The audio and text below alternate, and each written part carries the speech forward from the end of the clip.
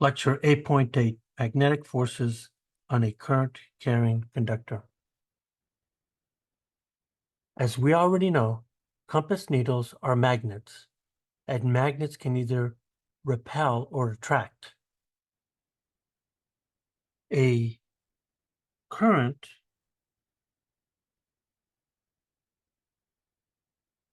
carrying wire will produce its own magnetic field that will deflect a compass needle. So what you should do is that if you want to see this visually, go to the YouTube link that says compass deflected by a current in wire. That's a link on the Canvas page, so you'll be able to follow this. And here's what you're seeing. So what you're seeing here is that here's a compass, and when you look at this compass, what you're finding here is that it's lining up with the Earth's magnetic field. So this is a compass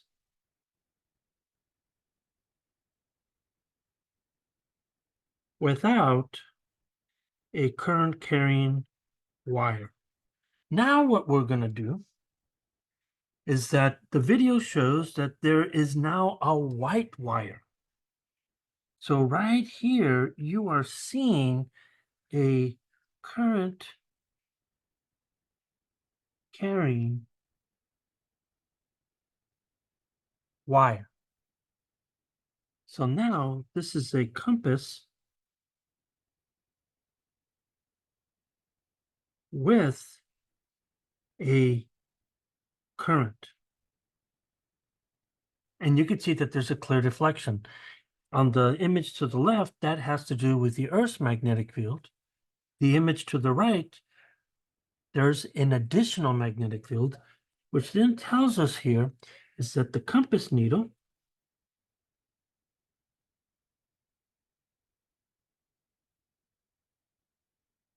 has been deflected.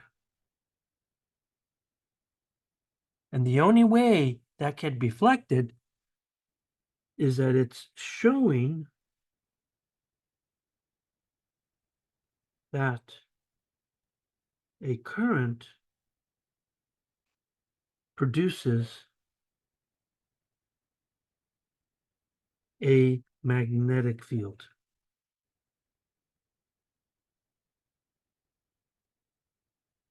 Now we want to talk about magnetic forces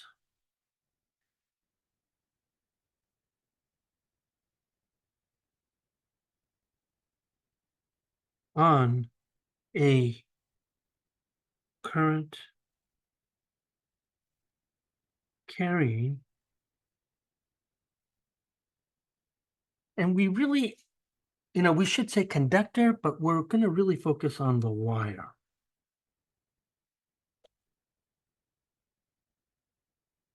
But a conductor would behave exactly the same way. So when we are paying attention to current, we have to pay attention to the electron flow, not the positive flow, because it's electrons that are moving. But there's something interesting that happens when you talk about magnetic forces on a wire. The current in the wire automatically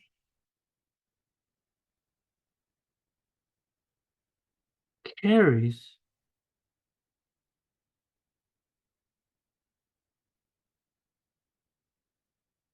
an associated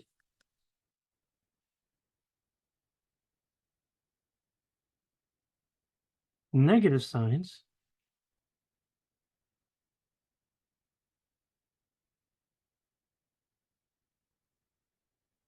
due to electrons.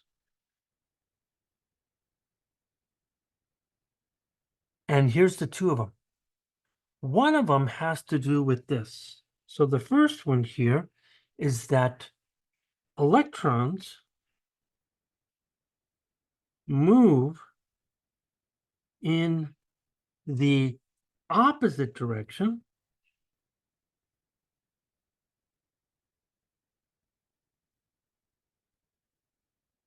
of the conventional current. So if I have a wire here,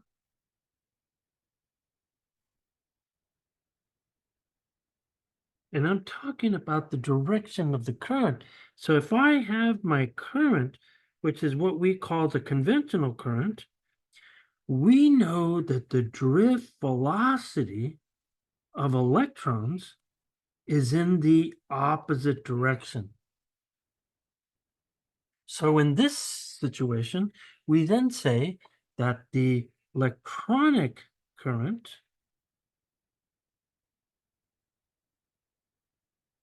automatically will have a minus sign relative to the conventional current.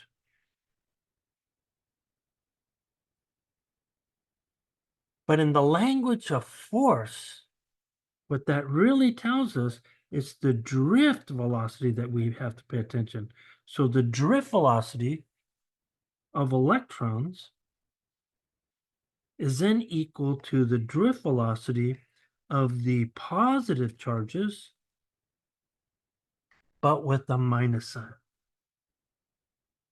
So when we look at the right-hand rule, we have to pay attention to this.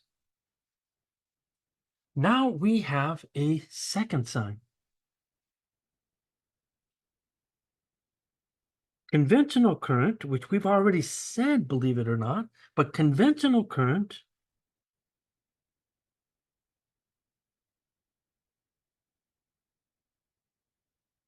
is the flow of positive charges.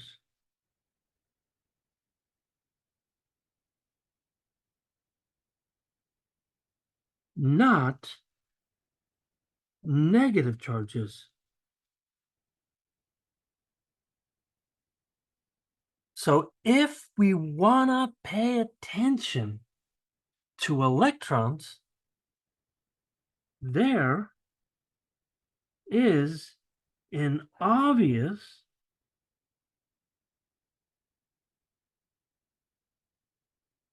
charge sign change. In other words, excuse me, if I look at the charge of electrons, they're clearly going to be different than the charge of the positive charge carriers, which has a minus sign. So what we're seeing here is that there are two signs, one due to the drift velocity and one due to the charges. These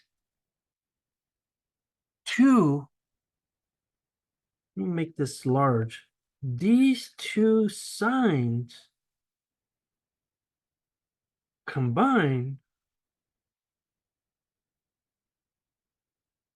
in the magnetic force equation such that the magnetic force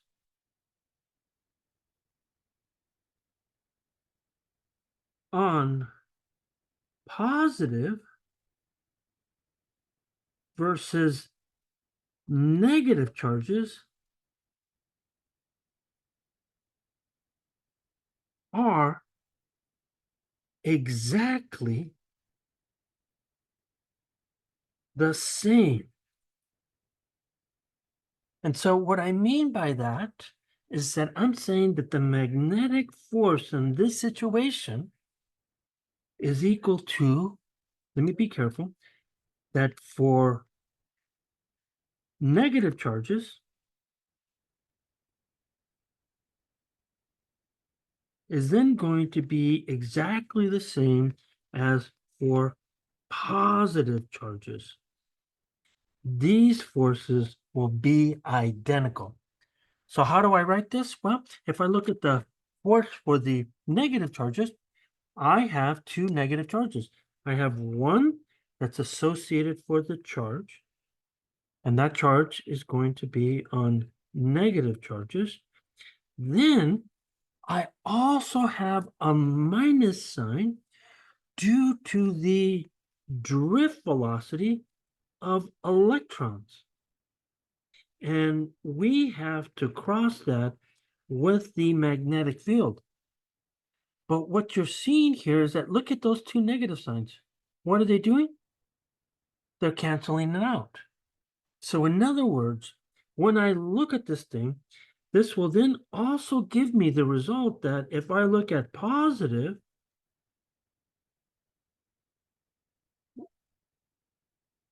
charges or negative charges, I'm going to get exactly the same result.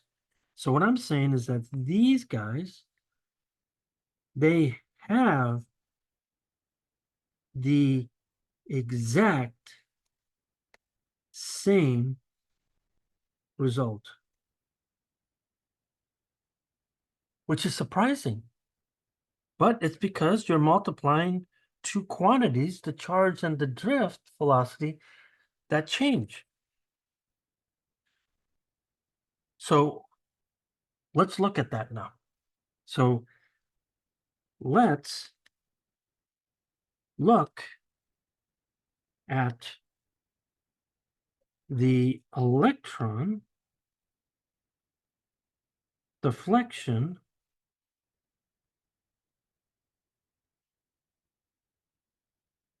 of a current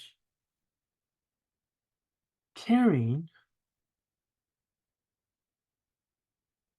wire in a uniform magnetic field.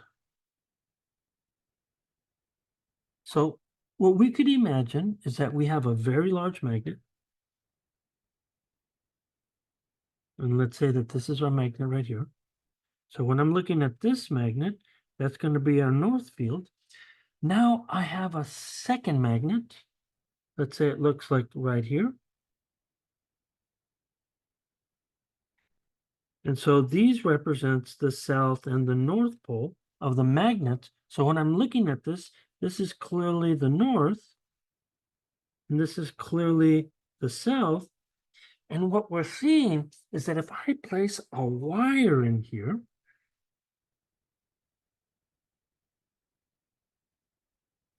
I'm going to expect a magnetic force acting on them. So I can do this with electrons, or I can do this with positive charges because they give me the exact same result. So in this case, what am I going to imagine? I imagine that I have current flowing in this direction, and I have positive charges because it's going to be the same for negative charges. And in this situation, you see here is that I have a magnetic field that's moving from north to positive, from north to south, excuse me. Now, I could say the opposite here is I could say that if I look at the actual electrons, which then has its drift velocity in that direction, we could say, we can look at this thing and we could say here is that these two negative signs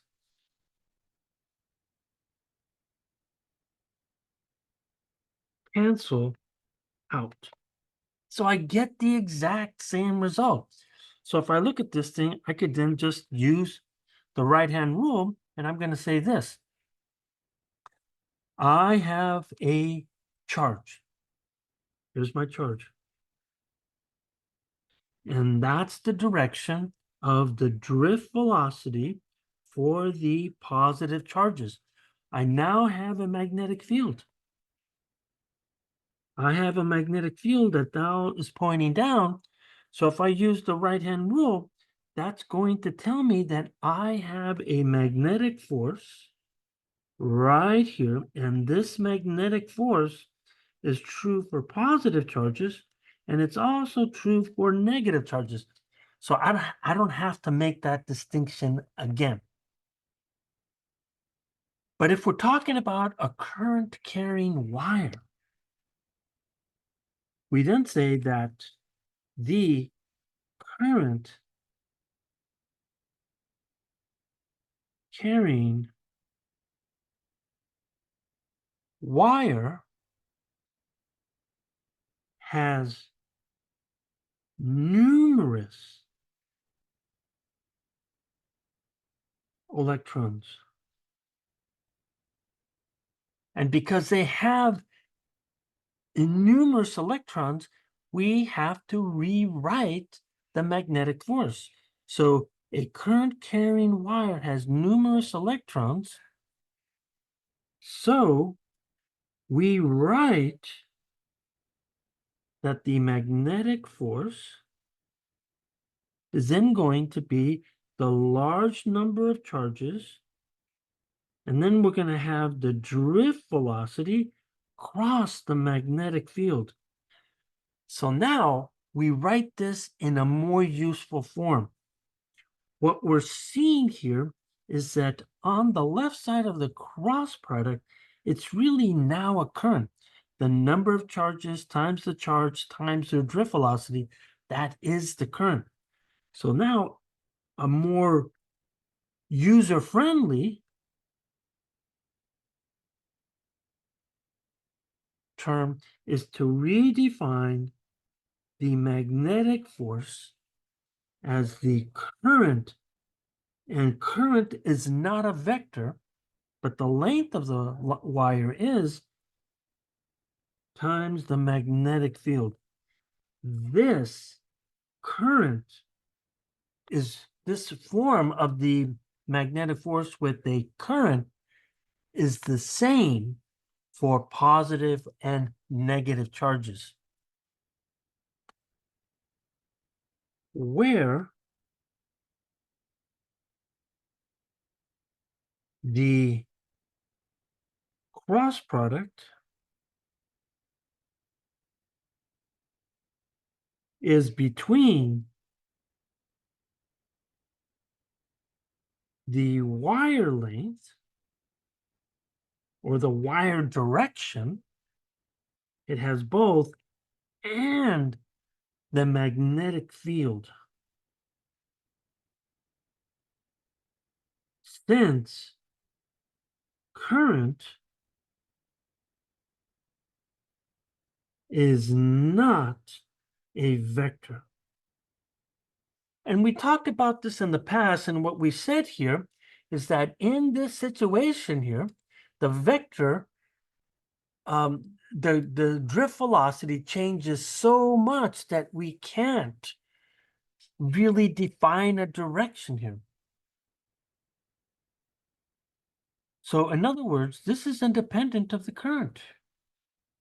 We've already seen this. So this is independent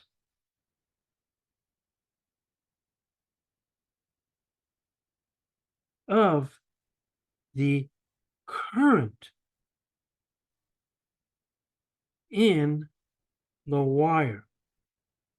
Because if I look at electrons, I'm going to have a sign change twice, which goes to a positive. So now let's draw a picture of this so we could see what we're talking about. And I imagine that we have a wire. Here's our wire. And this wire is going to be in an external field. And I'm going to assume that the current of this wire is moving in this direction. Now, if I have a magnetic field, let's say that I have a uniform magnetic field, that's telling me that this is the direction of B right there. So what's going to happen? According to the right-hand rule, I have a magnetic field that's coming into the screen. I have an electric current that's going up. So according to this, whether it's negative or positive charges, I'm always going to have a magnetic force in that direction. So what does that mean? This wire is then going to feel a force acting on it like this. And what that's going to do here is it has to change. Oops. I need to come all the way to the edge here. It actually makes the whole wire deflect because of this magnetic force right here. Now, this is an online course, unfortunately, because seeing this is a whole different ballgame. So it's well worth your time to watch these. There are two super cool videos to watch. One of them is called The Jumping Wire, and The Jumping Wire turns out to be by MIT, which is really good. These are all very short, but the one I really like is called A Force on a Current Carrying Wire.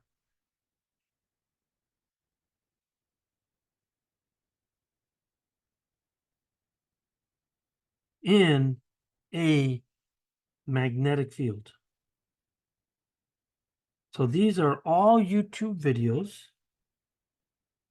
but the one I really love is by this guy named James Dan. And James Dan is definitely a friend of mine because we went to graduate school together.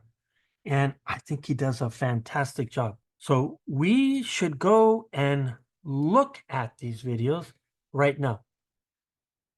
So what you're seeing here is that there's going to be a 12-volt battery. And this is a very special switch over here. And then you have wires connected, and it looks like it's a large copper cable. So let's watch this thing.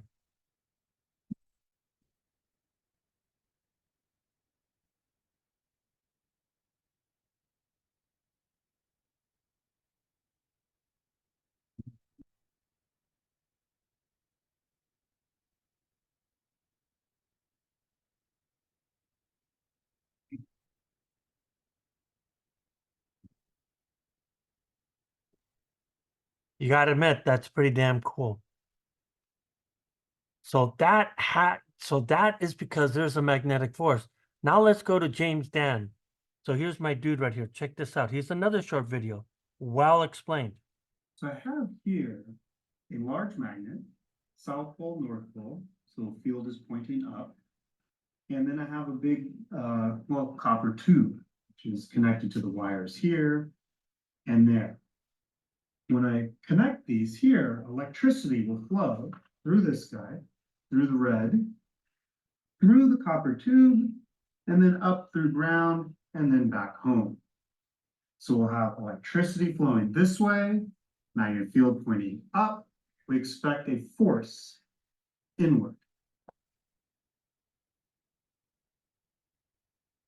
And sure enough, we get an inward force. Now, if I reverse the direction of the current, we expect an outward force. Oh, get this guy out of the way.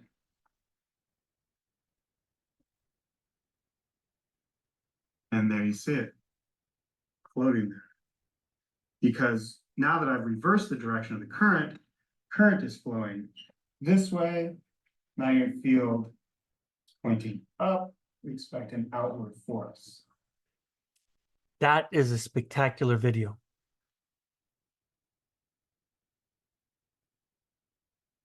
So let's go over these details a little bit more. And what I'm going to say is that I'm going to call this, for the lack of a better phrase, the jumping wire effect.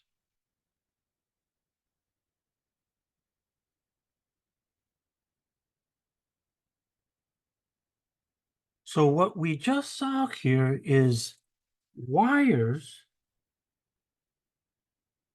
carrying current in a magnetic field experience a mechanical force perpendicular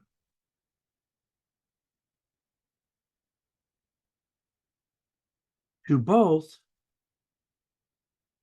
the current and magnetic field. The first person to actually observe this was Ampere. Observed this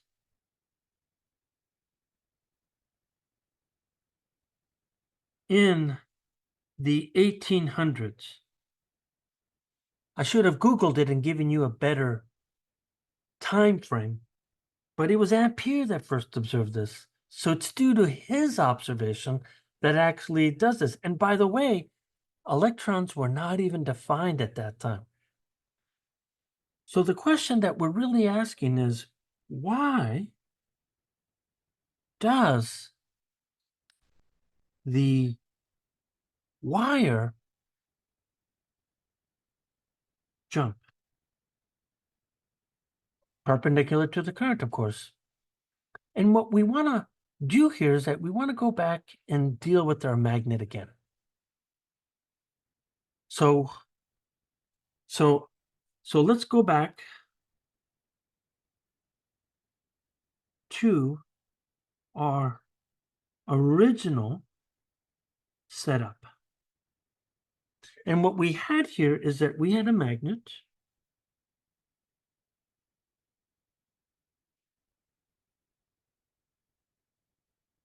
So as I'm looking at this magnet, we know that here we have a north magnet. Here we have a south magnet, and then we have a wire inside. So here's our north, here's our south, and then we have a wire that we're looking at right in here. And since we don't care whether it's positive or negative, I'm just going to say that this is the direction of the current. So the way we define current is equal to I, and it's the length of the wire that gives us the direction. So now what I want to do here is that I want to look at the wire from a top view, not from a side view, because we're not going to see very much. So let's change our viewpoint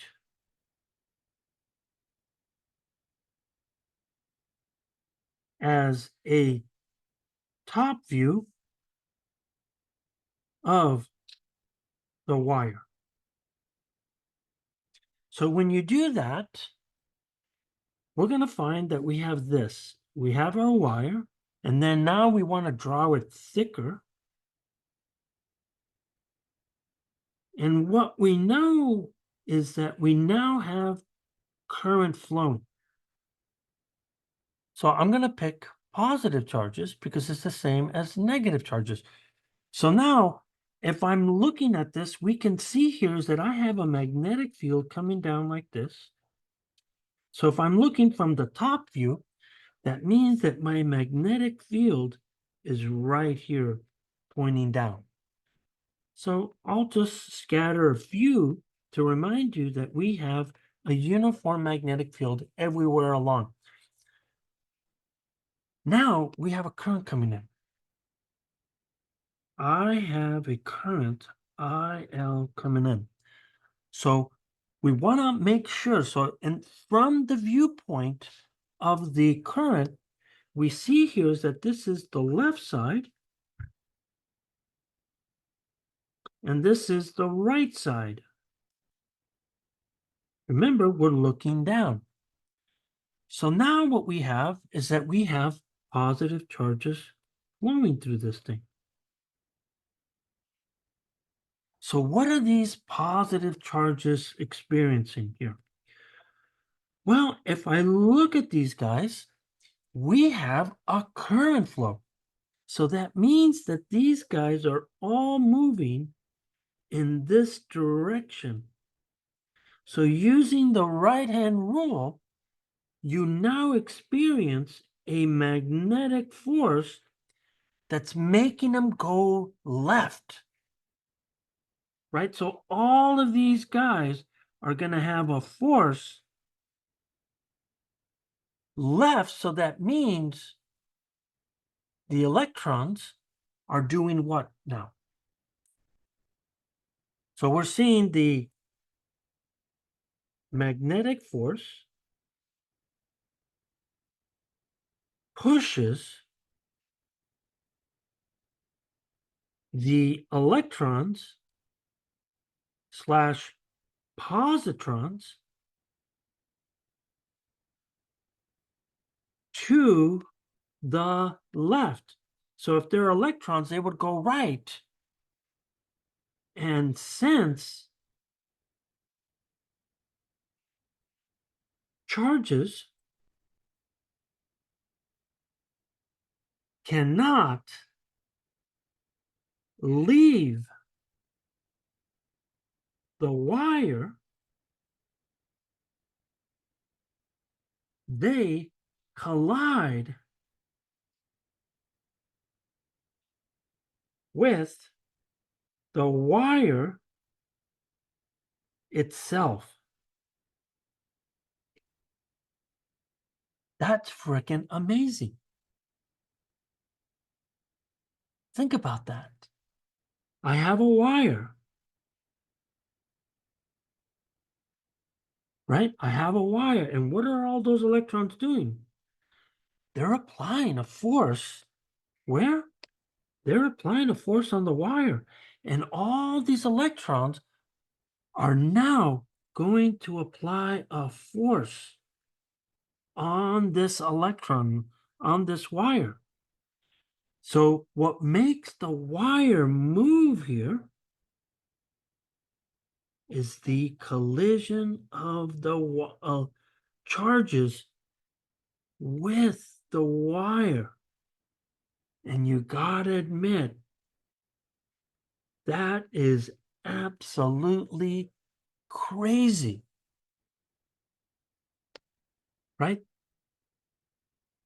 This may sound crazy,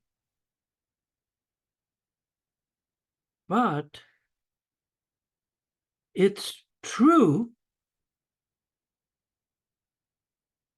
that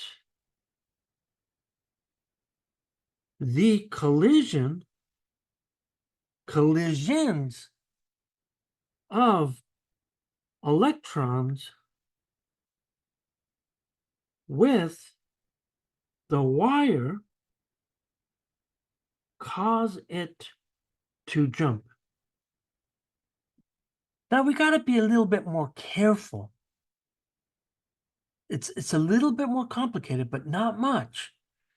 So then what I'm going to do now is to show you what I'm talking about. I took images from James Dan's excellent video. So here is the video setup by James. So there's a magnet here. And what is this magnet looking like? By the way, we have a magnet very similar to like this in our stockroom. So what am I seeing here?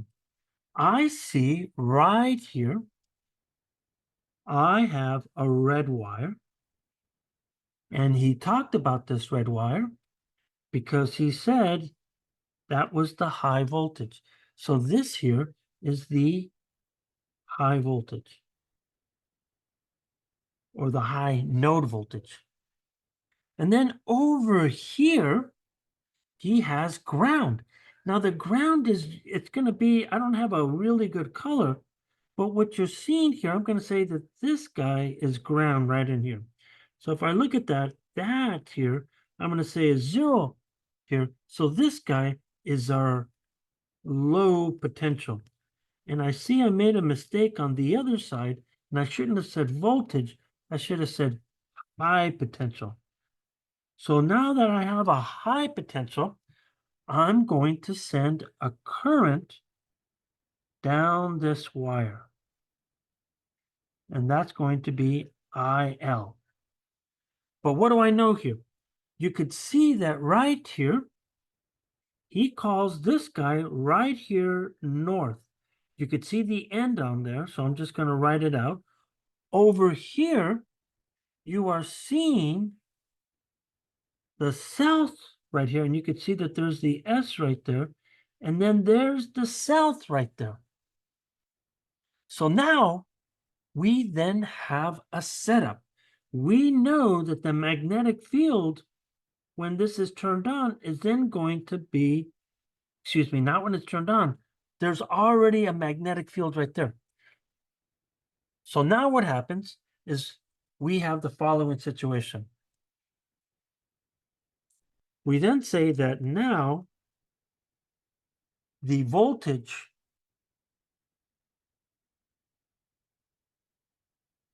is applied across the copper tube. So if I look at the picture, here's what I'm actually seeing here. I have my magnet right there, and then we're going to pick a side view. So if I look at the second image that I took from his video, it looks like this. So you could see that the second image is clearer, but you can clearly see how this thing has moved from the center of the magnet to underneath it. But now if I start to look at the details, here we go. We know we have a magnetic field that's going like this. That's our magnetic field. And another thing here is that this here is the original position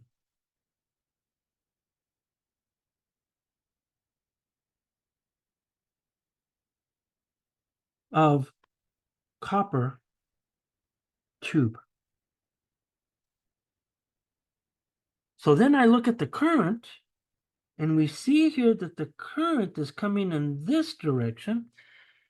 And from it moving inwards, it clearly has a horizontal magnetic force coming in like that. So if I look at this from our viewpoint, we have what? We have a magnetic field. We have a current. And we have a magnetic force that's pushing this guy inwards. So we're seeing here is that the copper tube moves inwards.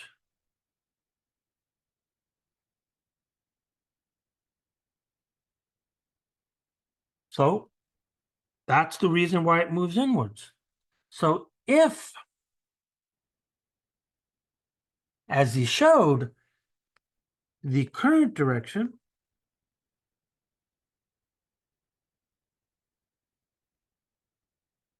is reversed,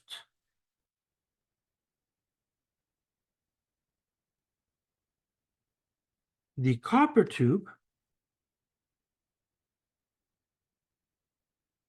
is pushed outwards. So if I insert this image here, you could see how it's now outwards. So again, if we apply the right-hand rule, you could see here that this is the direction of the magnetic field. Here's the direction of the current right here. And so that magnetic force had to push this guy outwards like that.